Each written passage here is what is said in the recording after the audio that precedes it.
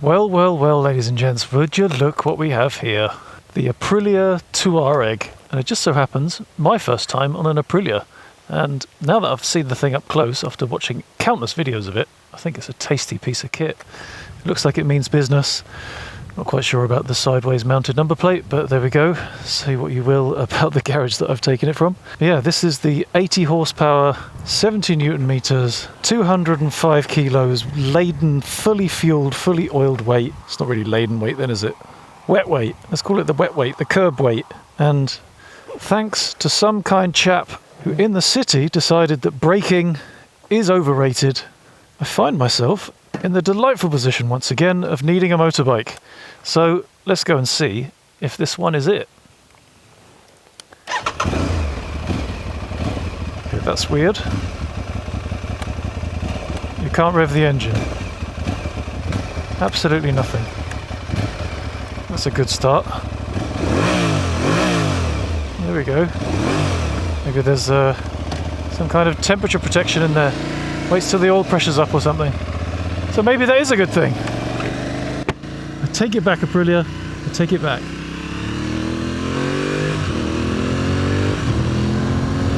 Tell you what, considering it's so down on power compared to my KTM 1090 was, not necessarily notice it. The 660cc parallel twin engine smashes out its 80 horsepowers with wild abandon. Boy, it's windy today. And it actually started shedding it down with rain just as I picked the bike up. So the roads are soaking wet, but hopefully the air will stay dry from now on.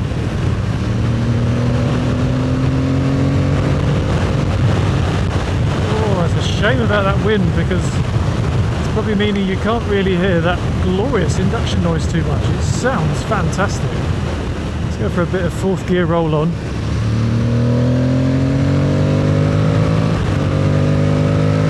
Yeah, that's a delightful sound. One thing I am also noticing, which is going to cast a shadow on the garage I got this place from, front wheel is buckled.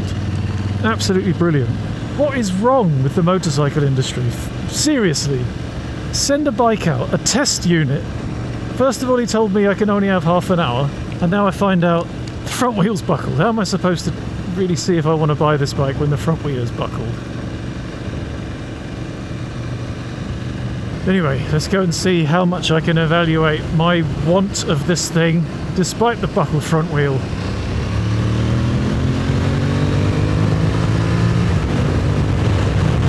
It's a real shame that thanks to the wet roads I'm not really going to be able to chuck it into the bends too hard, but then again we're in northern Germany, so that's about as bendy as the bends get up here anyway. Look at that. That's disgusting. I'm going to underline that with, this is nothing to do with a characteristic of the bike. The front wheel is fully buckled. You can see it. And the mudguard is twisted as well. I'm almost tempted just to go straight back because that's a disaster. So it means this video is really worth all now, isn't it? But anyway, yeah, somebody shunted me off my bike. The bike's now been economically written off, and I need to get myself a new machine. And after blatting the KTM around Norway for a week, the one thing I came away feeling was the bike is absolutely incredible, loved the absolute pants off of the thing, but it could have been 20-30 kilos lighter, and that's where we arrive at this beastie. This bike, as I said at the beginning, 205, 204, depending on who you believe, kilograms, fully fueled up and ready to go. That front wheel is worrying. So this could well be exactly the kind of machine I need. I've got plenty of room to move around thanks to this great big rally style benchy type seat. Got nice scallops in the tank there to dig my knees into, get for some on the road twisty action. We've got 240 millimeters of travel front and back, as well as 4 rider modes: Explore, Urban, Off-road and Individual, which is the one that you can set yourself. You can find out obviously all of the different settings that those rider modes give you in detail on the interwebs. Afraid I haven't got time to go into that too much. Just suffice it to say that Individual is personally set, Explore is full everything, Urban is everything a bit softer, a bit more controlled, and off-road is obviously off-road. I think off-road turns the ABS off on the back, and you can also turn it off on the front.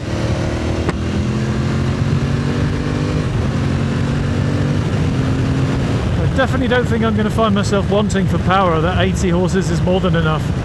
I actually just spent a week in Gran Canaria on the Desert X from Ducati, thanks to Canary Ride, and I absolutely loved the thing. Never at any point did I miss the missing 25 horses from my KTM. The bike was a dream to ride, and this one feels very similar size, feels a bit lighter, feels a bit thinner as well. The front end here is a lot smaller than it was on the Desert X, considerably smaller than it was on my KTM 1090. The wobble from the front end is disgusting though.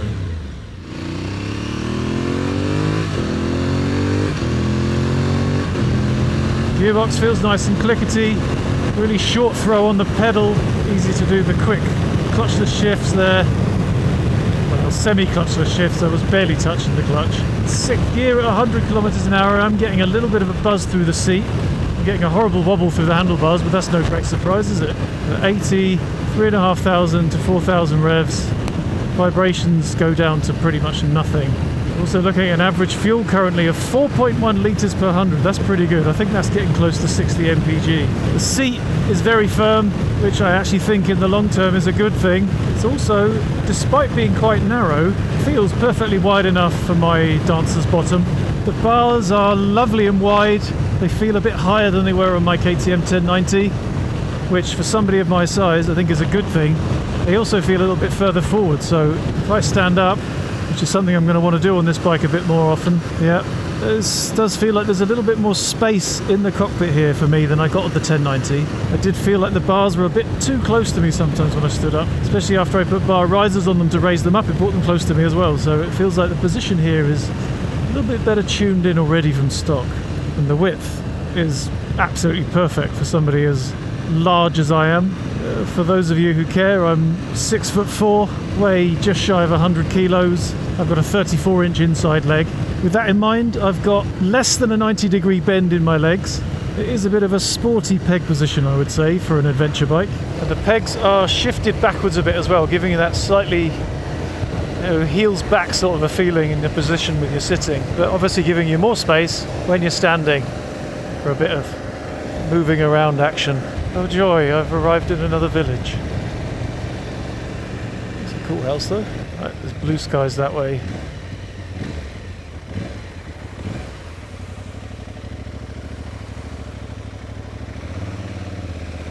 Oh, nice, easy to balance at slow speed thanks to that low weight.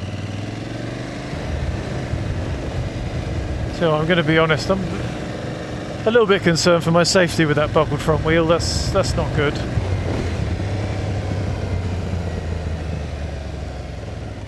It's got a beautiful, great big aluminium side stand though, mounted onto the foot peg onto the frame, which I like to see. Nice to be able to have the opportunity to do the full-on adventure mount on the peg, jump on the bike, off we go. Always felt a bit scared of doing that on the 1090 because the footrest is actually mounted onto the engine, which is pretty stupid on an otherwise amazing bike. Now, this bike has an 18-litre tank, which very cleverly is underneath the airbox, which is why we're getting that glorious airbox induction roar on acceleration. And it also helps with this whole feeling of not being too top heavy. I mean, there's barely any fuel in it at the moment anyway. Once again, they've set me up for a great test ride with zero fuel. Half an hour, but go to a garage and fill up first, can you? Utterly hate the whole dance of buying a motorbike in Germany, I really do.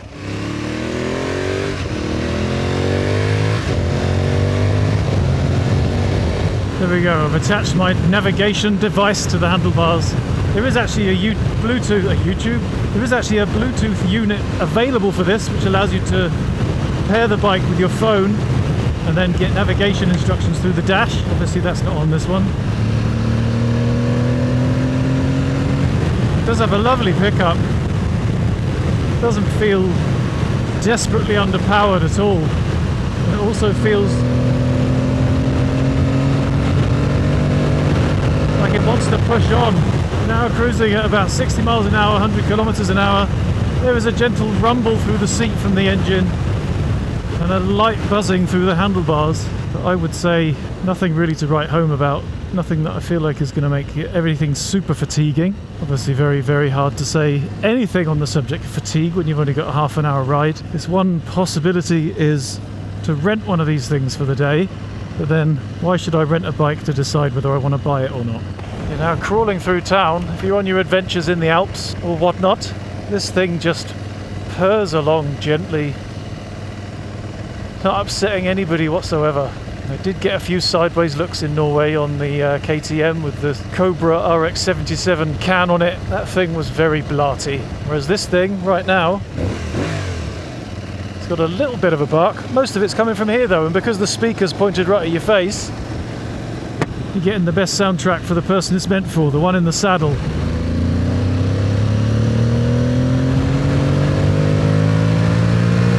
I don't know, maybe that rumbly buzz through the seat is maybe a little bit more intrusive than I would perhaps like. And there is a bit of a buzz through the foot pegs as well. I mean, all the reviews that I've seen are saying this bike has 0 vibrations, and I would say that is a gross overstatement.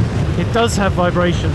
Maybe not compared to some bikes, but yeah, there's definitely a buzz through the seats, there's definitely a buzz through the bars, and there's definitely a buzz through the foot pegs. But to qualify that a bit, I will gladly say that the buzziness here is way less than my 4-cylinder Honda CB1000R was. That thing was a buzzy beast. It seemed to calm down when you put the expensive petrol in it.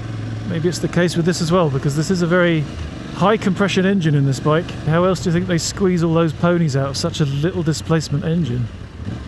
I mean, this is the same engine which is in the Tuono 660 and the RS 660, both smashing out 100 horsepower. And of course this one's been differently cammed, differently timed, differently mapped, giving us a bit more mid-range. I mean, obviously I haven't ridden it for a huge amount of time, but despite lots of reviews that I've read saying the low end is a little bit weak, I don't feel like that so much either. I mean, it's supposed to be a lot less than the Tenere 700 with that CP2 engine in it, which makes sense because that's the engine out of the MT, Masters of Torque. So that thing has been tuned for low-end torque. I definitely wouldn't say I feel like this bike is weak. I wouldn't say I feel like it's breathless.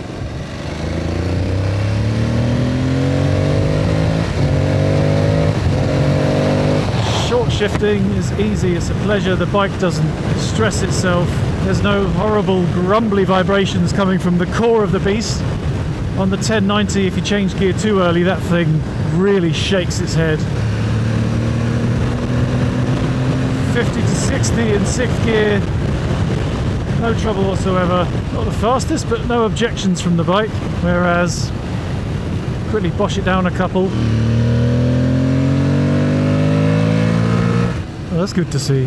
The water reservoir is mounted on the front of the frame there, wrapped around the headstock. Nice and easy to get to, that's really good. The water thingy in the KTM was very difficult. You had to take the fairing panels off to get to it. So that's one thing I probably do need to look at here. Engine braking seems to be really high, which I've never really liked. There we go.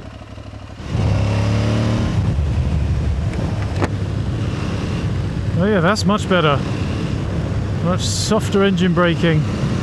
Changed through the menus there. That's a really nice little feature to be able to change. I'm going to stick it back because I don't know what my traction controller stuff on, and I've got a €1,500 excess if I stack this thing on the floor, and the roads are soaking wet, so there you go. Right, unfortunately that pretty much brings me to the end of this test ride, because this horrible wobble from the front end is making me feel like I really don't want to chuck the thing around very much. Utterly disappointing. Bad show from Martynow Aprilia here in Embsen in northern Germany. Who sends a bike out that's a death trap for people to test ride on? Anyway, yeah, quick sum up. My bum still feels comfortable after, 40 minutes I think I've been on the bike overall. Some of it sat down buggering around over there.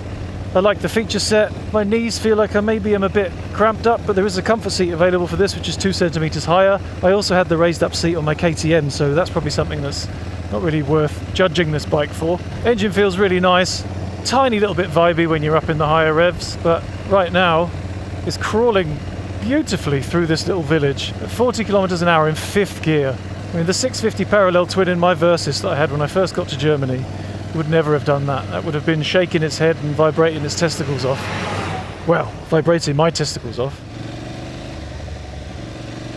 So the throttling is a tiny little bit less refined than it was on my KTM. I mean, that could be a little bit affected by having the engine braking back on maximum now. Yeah, I just wish I had more time. I wish I had a bike that was actually fit for the road. There we go. Oh, here we go. Bit of off-road action there. I mean, altogether, I think I like it. But I need more. Definitely need more. Well, ladies and gents, I have to say, I am gobsmacked by what I've just seen here. Martynow Aprilia, or Martynow, as you would say in English. I took the bike back in and said to them, I didn't really enjoy my test ride, thanks very much, because the front wheel is buckled. And the head mechanic in there turned to me and said, it's fine, I've just ridden all the way through Italy with it, no trouble at all. And when I said, no, I don't think it's no trouble at all, and I don't think it's fine, the bike was unsettling to ride. And why would you send a bike out like that as a test device when you know that there's something wrong with it? He just said to me, oh, it's just a tyre, it'll get changed soon anyway. Unbelievable! What on earth is going on with the motorbike industry? Most accurately, the motorbike industry in Germany. This place is a joke. Nobody gives a flying shit about the service or the customers, and it's getting on my nerves. I don't want to give anybody any money. I don't want to put any of my money anywhere where I've been treated like that. Like I'm an idiot. Like I don't know what a buckled wheel feels like. Or like I don't know what an unbalanced tyre feels like. It's insane. And also, how do you think that makes me feel about the idea that this is, time-wise, my closest dealership, and that was a 50-minute drive to get there. 50. So that's where I would be taking the bike to get a service, and that's the attitude of the dude that runs the garage that does the servicing. I'm not up for it. That's a big no-no from me. I don't want that dude to be the guy that I'm arguing with when I've got a warranty issue. It's the friggin' tyre. I was born yesterday. Yeah, so now that means, I got a bit of a test ride. Not the greatest. I got to see the bike moving, but didn't really get to feel how it was in any bends or anything. So the options I've got now are to either give up on Aprilia altogether, come back, try and get a test ride at the other dealership that's in Hamburg to the north of the city and try again, or rent a bike for a day at the cost of €150. I don't know how I feel about it. I don't know, I think maybe I'm just going to buy myself some old shit heap for no money, stick some incredibly super bling suspension on it, and drag the shit out of it on the cheap. Just tired of this whole buying a new motorbike experience thing. Maybe it's just not for me. Maybe I am meant to only have old shit boxes. Who knows? But in any case, as soon as anything happens, I will keep you posted. Right then, in the meantime, now that the sun's out and I've finished riding the motorbike, I'm going to go and battle through the city to get home. So, thanks for watching. I'll see you next time. Ta-ra!